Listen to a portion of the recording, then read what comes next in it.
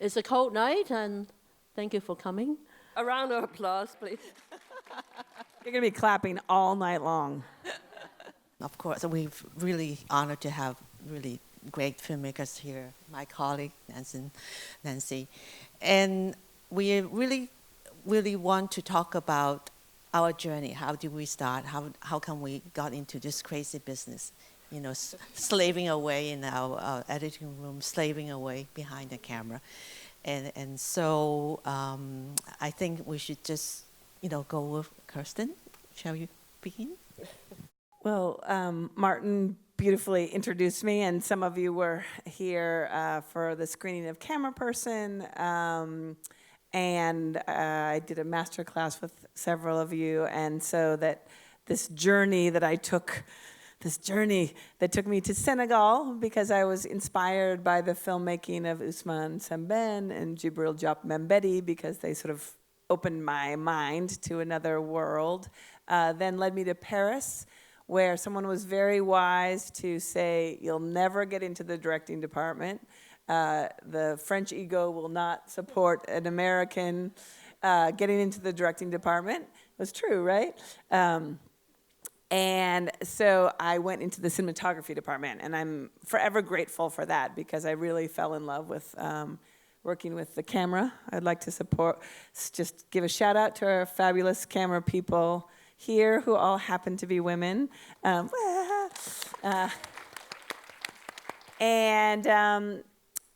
lived in Paris for 7 years and started working on documentaries there, and then moved to New York, where I've had the pleasure of working with some really extraordinary filmmakers, and many of whom, I would say, were women. Many of my jobs have been given to me by women. But I am very honored to be here, and I will certainly tell you more about my journey later, but that's enough about my journey for now. Mary, yes, very proud, and you're born in Hong Kong, as many people here, and we want to know about your journey. Mm-hmm. It is quite. There are overlapping places with Kirsten, which is funny. Well, I was born in Hong Kong, as many of you know, raised in Hong Kong, and then went to Canada, where I went to Loyola Concordia for communication arts. And because in Hong Kong there was the film club in City Hall at the time, and the 中國學生週報, Chinese Student Weekly, that introduced me already to French New Wave films. So all through my teenage, the dream was to go to Paris to be with François Truffaut. And as usual, as Canadian Chinese parents would do in Montreal, they wanted me to study commerce or something like that, and so I went into mathematics. And then when I graduated, in fact, the first thing I did was to enroll in exchange program with the University of Wisconsin to go to Paris for a year, where I quickly found out that it wasn't about filmmaking. It was about film, but it wasn't about filmmaking, film production. It was about semiology. And so I dropped out with some friends, and we put our money together to make my first film. But during that time, I had to get a budget going, and one of the classes we were allowed to take in any French university to sit in was Éric Rohmer's class. And so I went to his office to get a budget and befriended him. And the rest is kind of history. So I started making my own films, and then when I was broke and wanted to stay in Paris, he hired me as Cécile de Gougy's assistant editor. Cécile was his editor at the time, and he asked whether I would consider working as her assistant when I had already directed my own films. And when I found out that she edited Breathless, I said I would sweep the floor for her, you know. So that's how it started, and then I started to work on his other films, and many years later, when Cécile retired, I became his chief editor.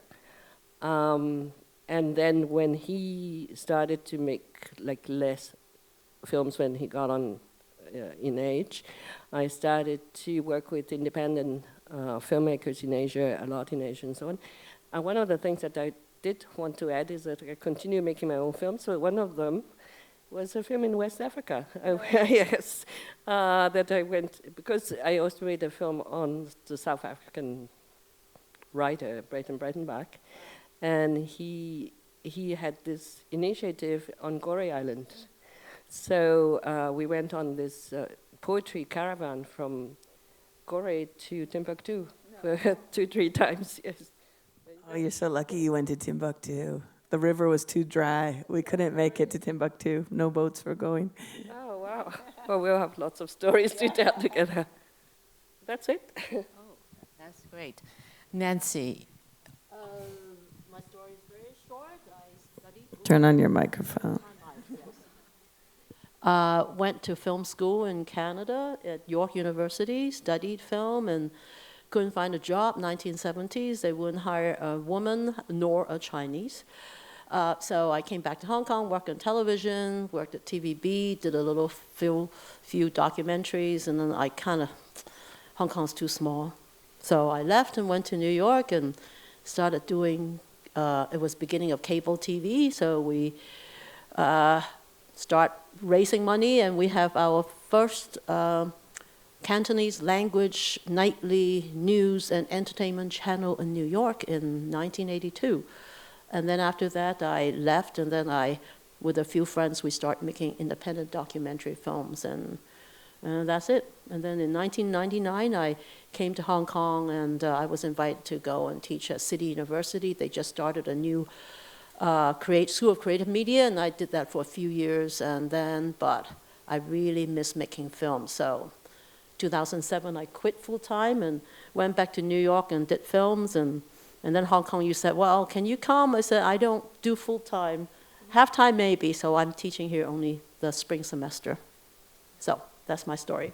Great, thank you. Well, I make my story very short. So I was born in Hong Kong and went to San Francisco and studied painting. And then somehow got into film, making very experimental film. My hero was Stan Brakhage, James Broughton, all those very, really nobody heard about them except people want to, do experimental film. My Darren, I love that kind of experimental film. And so I actually met Lambert there. He actually introduced me to independent filmmaking. And then make several short films and find it very interesting. And actually I find the canvas is so huge, it's better than painting. And then I start interning with Wing Wang, and he was then making Dim Sum, his second feature film. They need someone who speaks Cantonese. And I happened to work in that post-production house, and that's how I started. And then I pick up editing, and also then start editing documentary for a long time, and while support my own documentary films, and edit a lot of films about Chinese American history. And actually, when you come from Hong Kong, when you arrive in the U.S., you feel like, wow, no longer, black hair, different, people always ask you, where do you come from? Where, that question. And then I also discovered the injustice about the Chinese American that faced Exclusion Act for a long time. There was a lot of lonely men in San Francisco all by themselves in the park because they were bachelor. They came from the bachelor society. So I got very interested in the Chinese American story, and then that's how my film was a lot of it about racism and advocacy. And so in 2004, my husband and I, Lambert, moved to China and stayed there almost for 8 years doing advocacy work on HIV/AIDS. And then the Beijing weather got too bad. I can't stand it anymore. So I was very lucky. Former director of JMSC said, "Oh, do you want to come to Hong Kong?" I said, "Yes." So got on a plane. And very lucky to be teaching with Nancy. So and then started the Hong Kong Documentary Initiative 3 years ago. Hopefully there will be more people, interested in documentary. So maybe we can talk about, is there any time in our career that we thought that it's too difficult? Maybe we should do something else. Had it ever entered your mind? That film is just so difficult.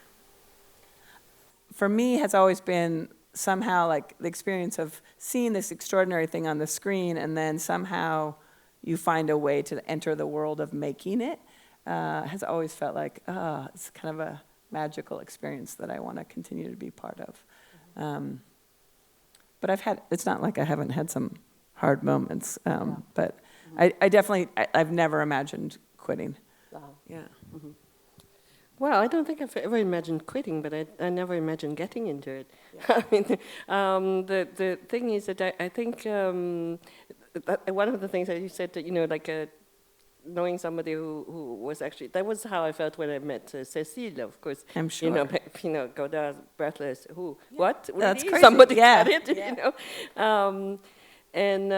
But the thing is that, and then of course I look back, I remember seeing a yearbook from my Montreal High School graduation, and I just read ambition to be a movie director or something, to be doing movies. And then the kids in my class wrote, most likely what you end up with is showing home movies to her grandchildren, which is what I'm doing now. Wow, wow. Yes. That's amazing. Yes. Yeah. But one of the things that maybe that I can share is that my father, who was a businessman, my parents were both business people in Hong Kong, but their hobby in their late 50s, early 60s, this is a particular time of Hong Kong society when people were getting more wealthy by the boom in construction after the war. And so my parents were like right in there in the building business. And so they started to have this, what people nowadays would play with cars and things, buy cars and stuff. And he started buying movie equipment. Oh. So I grew up with 16mm, with Bolex cameras and stuff, and little blocks of editing block with glue and stuff. So actually, I inherited his Bolex and his whole and he had a projector, and we used to project. They bought little reels of 8mm films and 60mm films that you can buy in the store. So we grew up in an environment of film that is now unthinkable. But now I suppose that everybody shoots video of their kids, and it's the same thing. So getting. I mean, for me, it's always been bathed in that environment. But whether I ever thought of quitting, I think that I never really even realized that I was in it. In terms of that, throughout many years. Because I was also raising my kids, I couldn't live just by working in editing. So I had a parallel life of working at many odd jobs and UNESCO, and doing one of the oddest and craziest thing was doing a translation interpreting gig one night at the SM Club. Yes. So lot of them just go, do you want to do this? Yeah, sure. How much does it pay? You know all the terminology then, huh? Yeah, of course. Yeah, that kind of thing. So yeah, but no, never thought of quitting because I never thought that I was in it. Well, at that time when, in the 80s, when I graduated, very few Asian American, very few Asian in the field. And it's like, especially in San Francisco, there's no movie industry. So basically all documentaries. And it's hard to find a job because you are, you're new immigrant. So luckily, within the art world, people don't have that much prejudice. I think, a lot of people just, with a handful of people who are Asian American who can work in film. And I think when I first got my big feature film job, and the producer actually asked me, what do you feel you're Chinese? How can you edit American story? I actually got that. And I said, well, movies, love stories, universal. I have no problem, So, I mean, people do have preconceived idea about judging your ability. So a lot of time is that you have to, work harder, double, just prove yourself, you just being able. I think that's make me even want to do it more because I don't want to quit. So, I would stay in the editing room, I would stay longer than everybody. I would try double hard as everybody to really do an excellent job. I think that's the way to fight. I think it's kind of boring to sit on the stage and it's like talk about stuff and it's going, I think we should open to the floor and then we can probably, interact with people. Why don't we join you all, right? Can we do that? Do you mind if we sit with you? Yeah? We want to be... There's a question. Yes. Nowadays, so many people have access to, digital media. And how have you seen, like in the films that you see now, do you see changes? And what do you think about how that's changing cinema? And does it change the way that you think about cinema that, maybe you have more access to? Like, do you use more lo-fi digital tools like now? Or do you try to stay, in using the best equipment possible all the time to kind of, create a different kind of cinema to what we see all the time? In 2007, 2008, I took up a project where I went to Pakistan, to Iran, to Jakarta, and also in China to teach Muslim women how to make documentary films. And it's a really amazing experience. We didn't have fancy equipment. We basically have little camcorders. And we started from there. And the films that they made, eventually they were put on the internet. They all start, creating sites for the internet. Equipment is actually cheaper, and now we can use it on the iPhone. It's always the message and what is it that you want to say, who's your community, who are your audience, right? So, Ruby, you want to add something? Yes. So when I returned to Hong Kong, I make a film called My Voice, My Life, and I actually used the high school student to help me make the film. And they, of course, now high school have they have TV crew or they have a camera cinema club. So is that young people already know how to use camera, and it's about ideas. As a filmmaker, you want to have themes, you want to have very logical ideas, but young people might not have logical ideas, but they have very, they do on instincts, and it's very fresh. So I would actually, and then I put their footage in the film, and it's very fresh and surprising. So I think is young people are so much savvy with their equipment now, and shooting with GoPro or iPhone, whatever, is what you want to say, like Nancy said.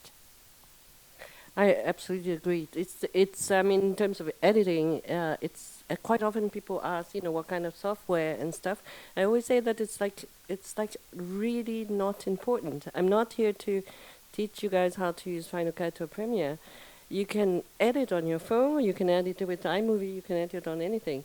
It's like, I actually encourage iPhone. Yes, this is a horror story to Kirsten. No, I'm all for it. Yes, and that and to just do it, put it out, think about what you want to say, and do it in your own way. But there is a logic. There's a sort of a way to put together what you want to say. That is what you have to search for. But other than that, the equipment is not important, I think. You just spoke about the technology and dissemination, but on the more on streaming services like Netflix, how do you see them changing the documentary landscape, including the types of content that we're seeing? I've been doing this for 30 years, so there's like these waves that come and go, where suddenly someone new enters the landscape and they're going to change documentary production and distribution for all time, and then 2 years later, the company doesn't exist anymore.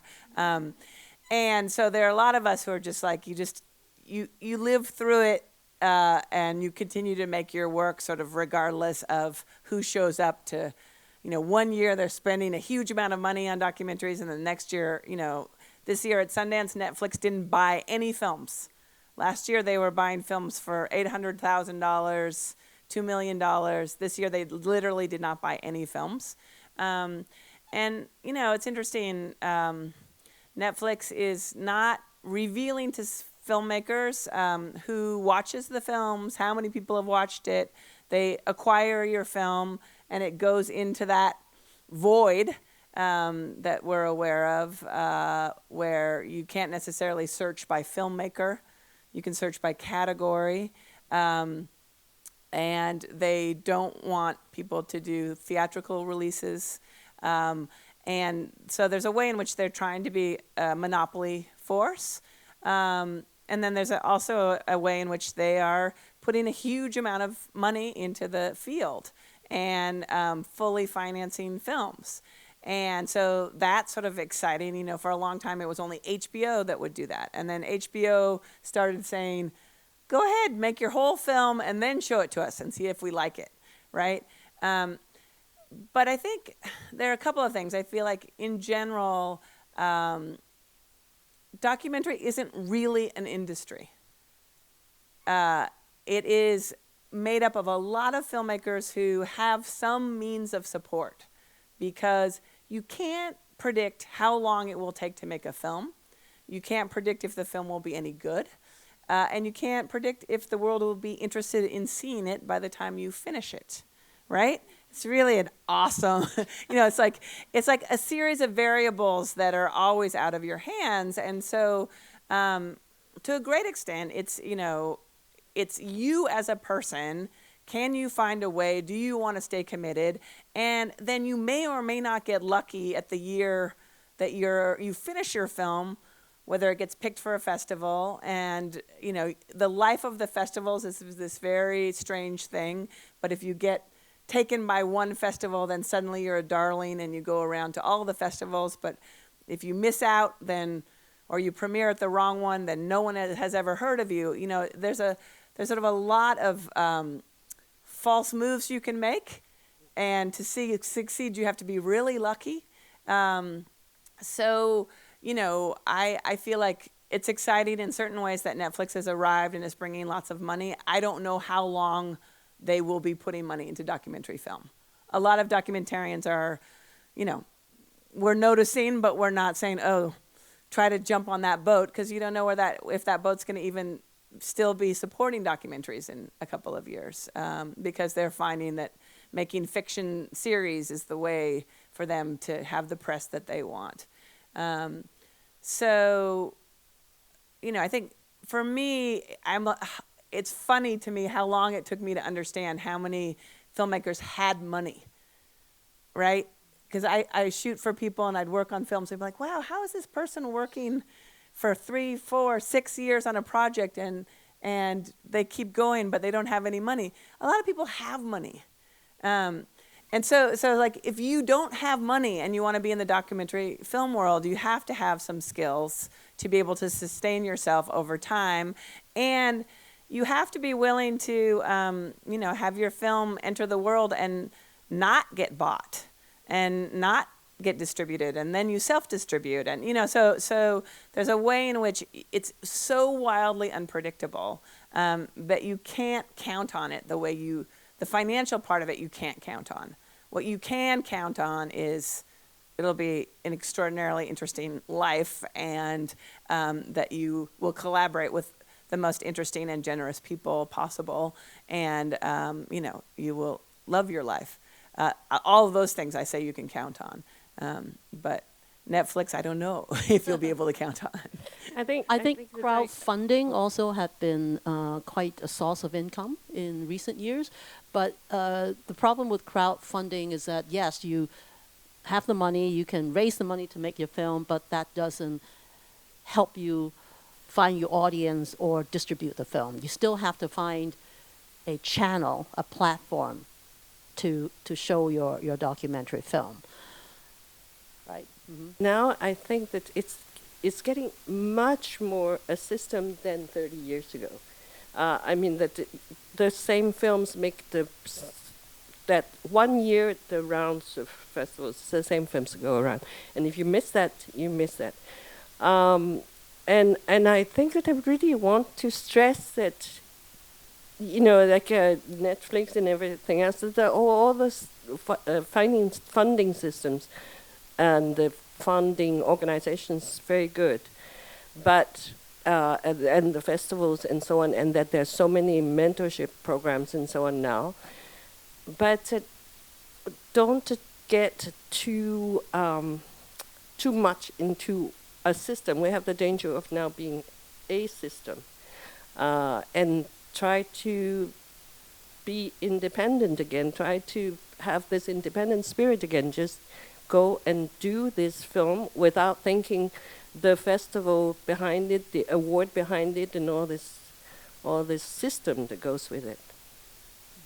If you're doing it in a calculating way, in a certain way, like, you will create a nightmare film, because you will finish it too quickly. You will attempt to know things you can't know.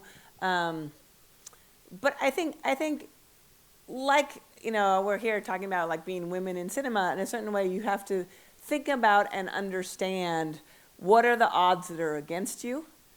And if you're trying to make something deeply unconventional, then how to do that. So I think you do have to think strategically. How am I going to survive? How am I going to make a living? How am I going to make the best film possible? What's the timing for when I want it to happen? But it's sort of keeping those things in sort of almost separate categories in your mind, so that you free yourself to make the project that you really want to make and to follow the story wherever it ends up taking you. But then you're not a fool and you premiere it at the wrong moment, or then you just wait for the next year to come around or whatever, right? But like, so that you're both thinking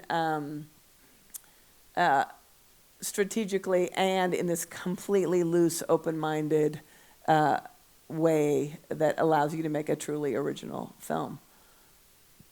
In Canada, in New York, I think we kind of took it for granted that for us independent filmmakers, we can do freelance work, right? I can You know, I can be an associate producer, I can co-produce others' film, and I make a bit of income. Maybe I work 4 months a year, and then the rest of the time I make my own films. I don't know whether you can do that in France. We have an even better system. Yeah? I mean, in France, good. it's extremely spoiled because we can, maybe that's what the French exception is, that we can work certain amount of hours per year, and that entitles us to make our own projects for the rest of the year while getting some sort of unemployment. Just last year, I was at the Sarajevo Film Festival, and I met this woman who was sort of tall like me. I'm totally gonna move because my neck is like gonna break in this position. But so I met this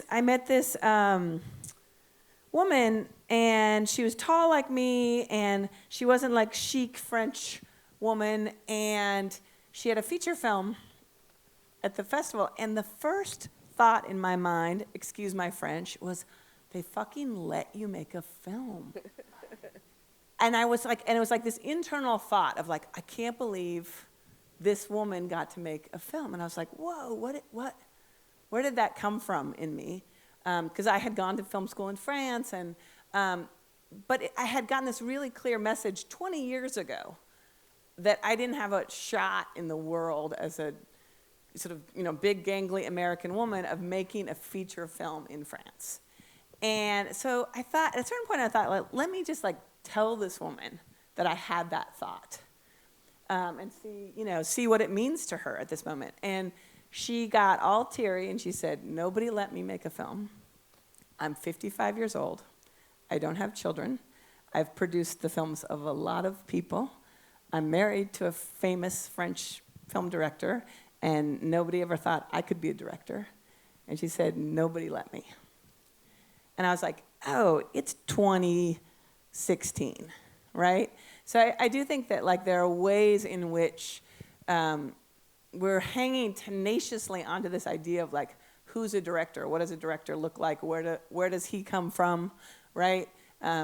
Khan keeps doing this over and over and over again. And like we're in this moment that's supposedly this moment where things are breaking free, and in some ways, like they really are, they're really shifting, but I think a lot of us remain deeply skeptical because we thought 25 years ago, like, didn't we live through a moment like this 25 years ago, Mary? I lived through a moment like this 40 years ago. Yeah, Yes. totally. Yeah. Can all of you guys share with us a few of your favorite films, maybe one that changed your life and one recently?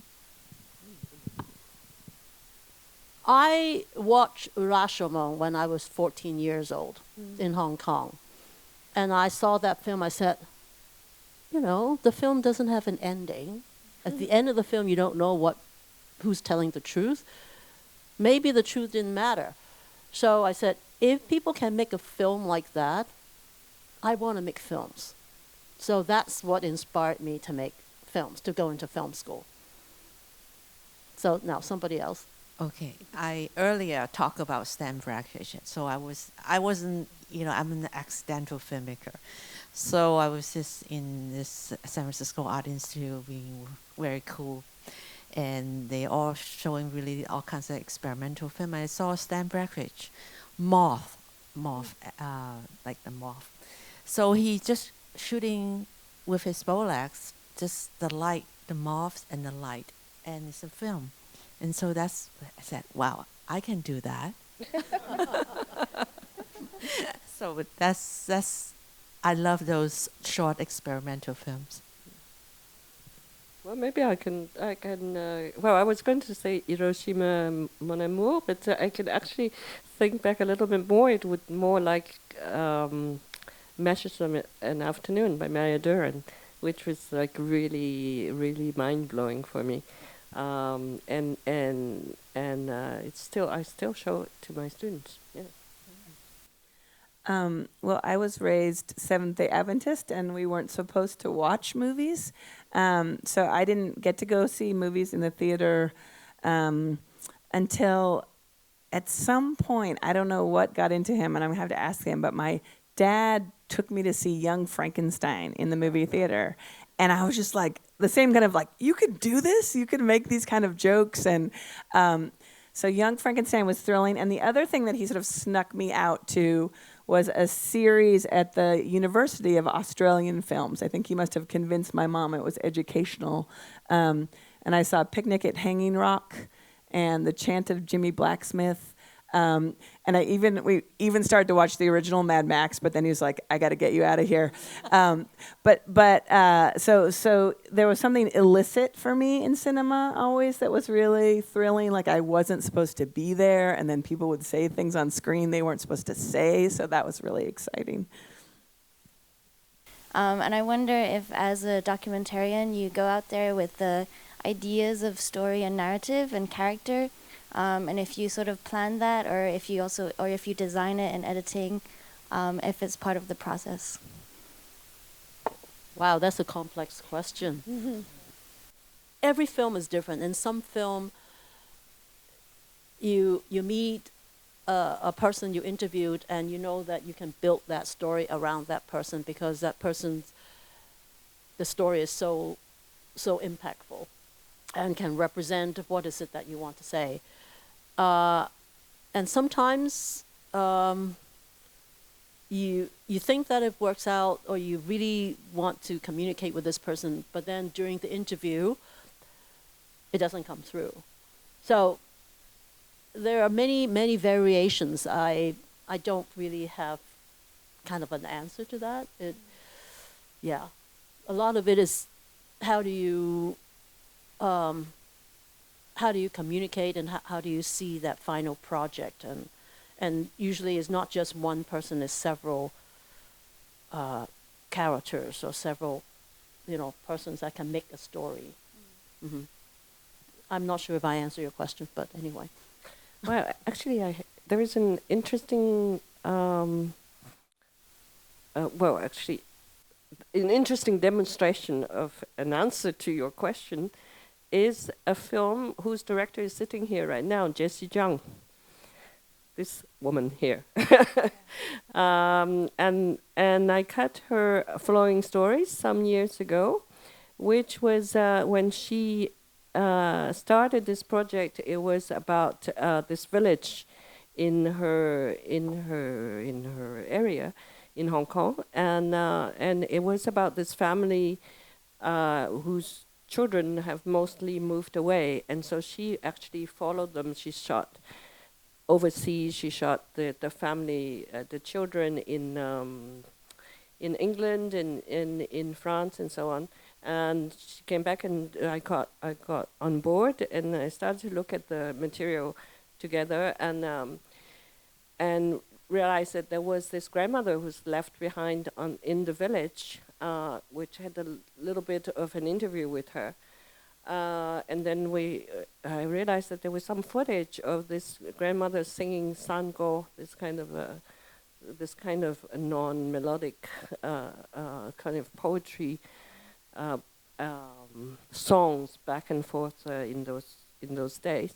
And this old lady had raised her 6 children by herself. And that her husband went away to work in England and would come back once every 10 years and make another kid and then leave again. And she's still there, very strong woman. And so we shifted the whole thing. I mean, the thing is that I said to Jessie, well, how about, in my heart, I feel that this old lady should be the main character. So basically, we shifted the whole story, and that the tree, the big trunk of the tree became this grandmother, and it's the branches that are the children, and that it's really the story of the village and the grandmother.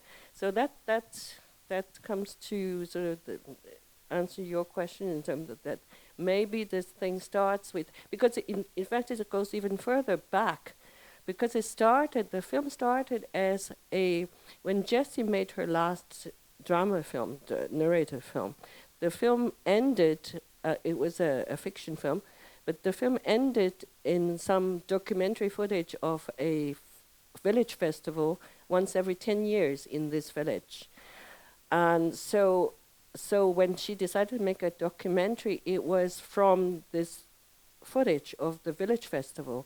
And at that time, we didn't have the main characters. We only had this village festival footage. And it was only when we decided which characters were going to be the story that we went back to the village festival footage to look for everything with that family in it and build the story then that way. From the point of view of the camera person, I've worked on films where we've shot 3,000 hours of footage and made an hour-and-a-half long film. I've worked on films where we've shot 9 hours of footage and made an hour-and-a-half long film, and sort of everything in between. And you go in with a whole set of ideas and hopes, and you think you know which stories you're following, but I think, like Mary's saying, you get into the edit room and footage speaks. Some footage speaks and other footage doesn't speak. And some people force that and stick with the thing they thought the movie was about, and other people construct entire new movies out of the footage. And I think there are many ways. A narrative is one strategy for making a film. There are all kinds of ways to pull people forward in a film. And a story is one way of organizing footage. And I sort of, what I love is that I have one experience filming and a set of conversations with the director and stories I think we're following and people I think we're following. And a lot of times I won't be consulted and I'll go into the theater and see this whole other movie, which sometimes makes me cry because whole other movies that I have shot don't exist. But I think that's one of the joys of documentary is that you're constantly shaping and imagining it into being and then also responding to what it is. So hopefully it looks like nothing no one has ever seen before.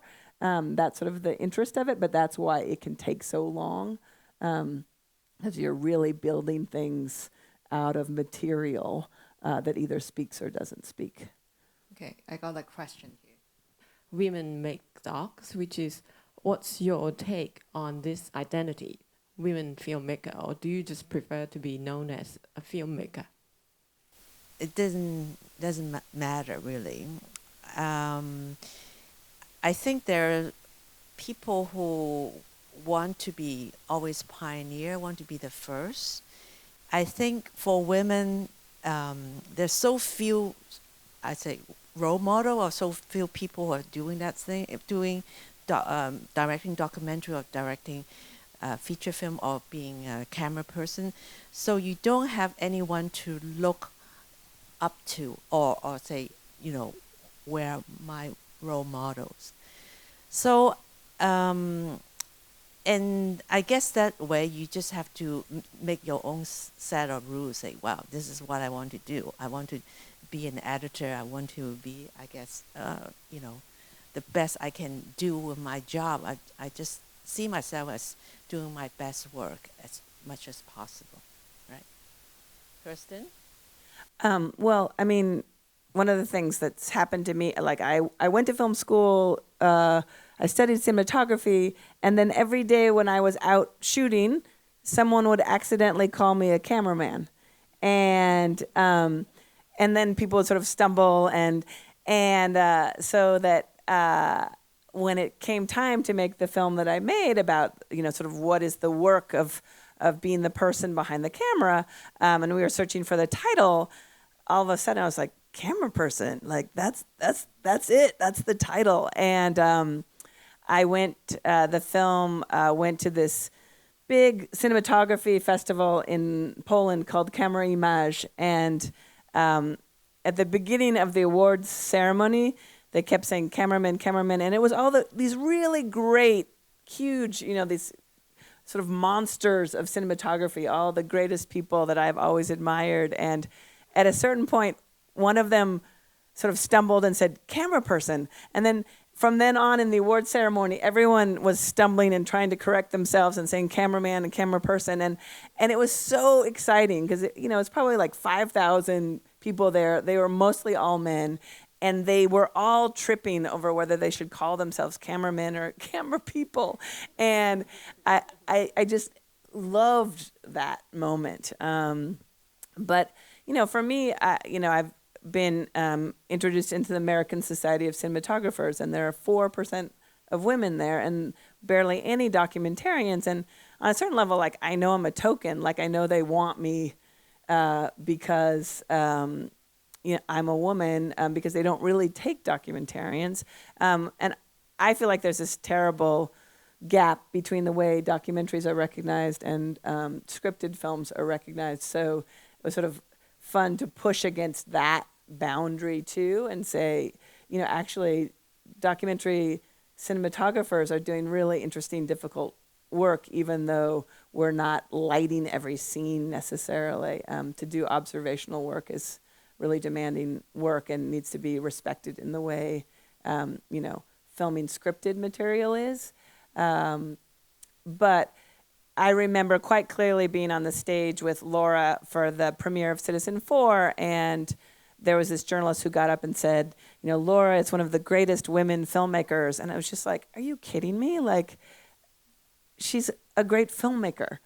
So I go back and forth. I have all kinds of feelings about these things where sometimes it feels like you're being put in a ghetto, and then other times it feels like, recognize the fact that there are very few women doing this work, and somehow we're here and doing it. So, I think it's a moving target at all times, basically.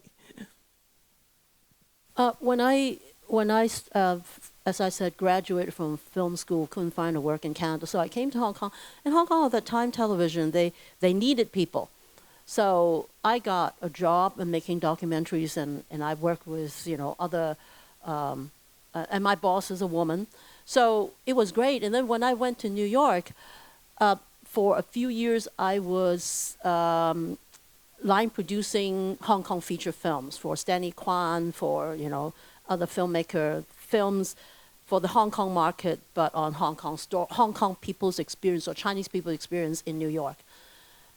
And I kind of think there's no way that I could direct a film in as a woman. I mean, a feature film, because in the 80s it was so difficult even for anyone to get money to make a film. So then I decided, okay, I'm going to go into documentary film, and then I think there are more opportunities in documentary films for women to direct and to produce. So that's how I eventually start doing that. Yeah. Well, for me, I never really, not in the same situation in terms of editors. There are a lot of women editors. So I think the question for me was rather, how did I, Chinese from Hong Kong, Canadian, educated, ended up in France being one of the most celebrated French masters film editor, which is a mystery that even today I can't answer. The only thing that I would say is it's something, I could say it like Kirsten in terms of that, but not in terms of whether, in terms of a woman filmmaker, but in terms of a Chinese whatever filmmaker, that not to sell yourself short. I say that because I hear a lot sometimes from students that, I can't do that because they would never let me, because I'm a woman, because I'm Chinese, because I'm from Hong Kong, because I'm everything, because I'm gay, because I'm whatever. Don't ever say that. Yeah, that was what was so surprising to me, was that I had internalized that voice somewhere, like even, sort of me who believes myself to have been sort of moving ever towards what I hoped for, to encounter this woman in Sarajevo like, 25 years after I left France, and hear myself say, like, wow, they let you do it? I was like, whoa. But I think, Nancy, that thing of like, there's a way in which we were being rational, right? They weren't gonna let you direct a feature film.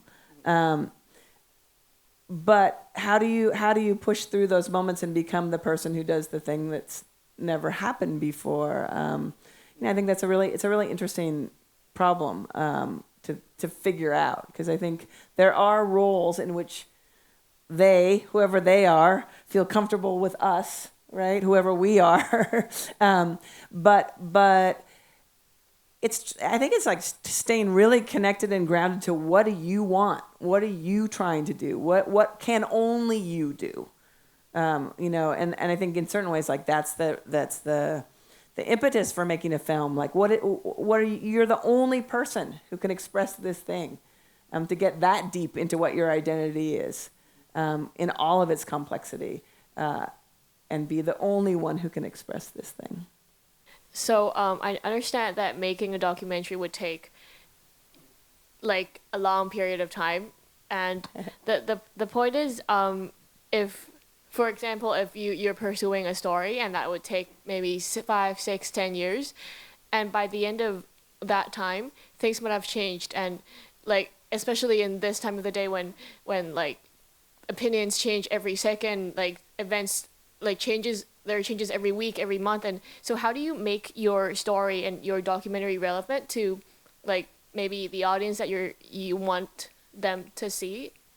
And whether your target audience kind of changes as you make the documentary and as the times change, kind of thing. Yeah, thank you.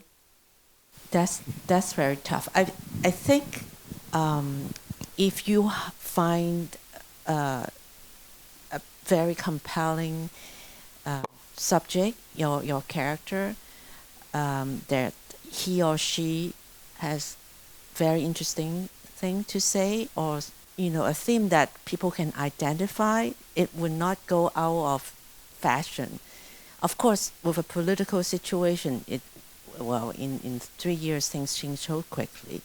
But when you start to make the film, you have to decide, is this a film for the moment, or you're addressing that you can look back as in history. So those are decisions you pretty much have to decide when you start the project. You know that you're going to follow this person for 8 years. So what is the story? What's this journey? What is his or her journey going to be? Yeah, in documentary film, there's a term we use, we call the shelf life of the film. So it's different than news, because news is like, okay, you cover the news today, or even, the news is relevant for 2018 for the winter.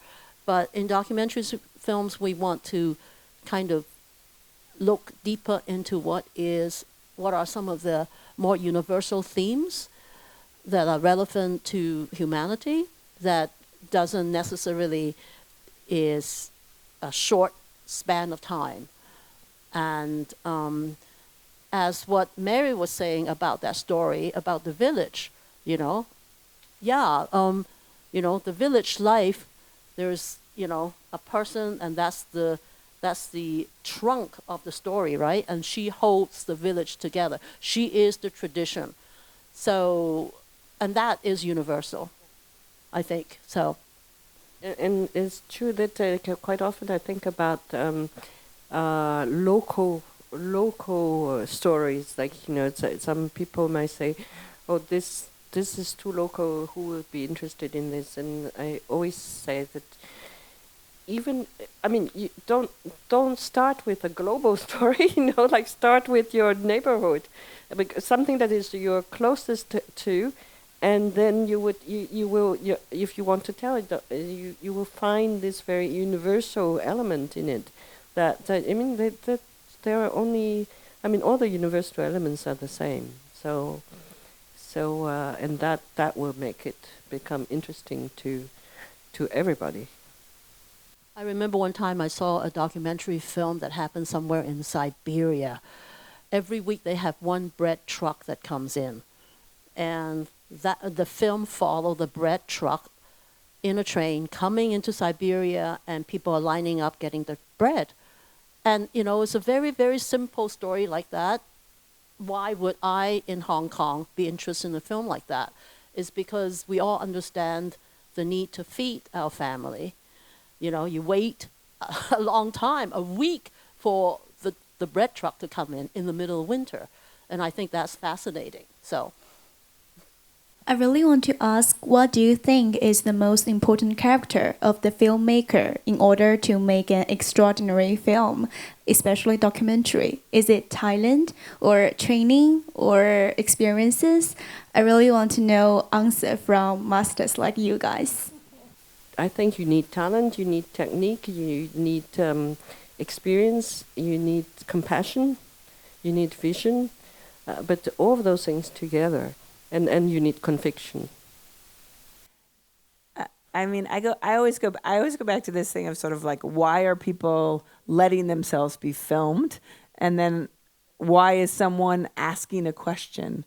Like, you are asking that question because you have hope, that you want to be something and you want to know how, right? But I think the thing that's so fabulous about film is that there is every single different way to do it. And the thing that you have inside of you that is giving you this desire to do the thing, that's how you are going to become a filmmaker. So it may be that you're incredibly patient. It may be that you're incredibly intuitive. It may be that you're deeply curious. But like, whatever is the thing that is making you ask that question of like, how do I become that? That's how you're going to do it. Because we each did it because of our own very weird set of reasons that we're sharing with you, and you can't duplicate them. It doesn't mean that you don't get to have your own road. You have your own road. It's just trying to figure out, listening to yourself, of understanding what is driving you. What is it?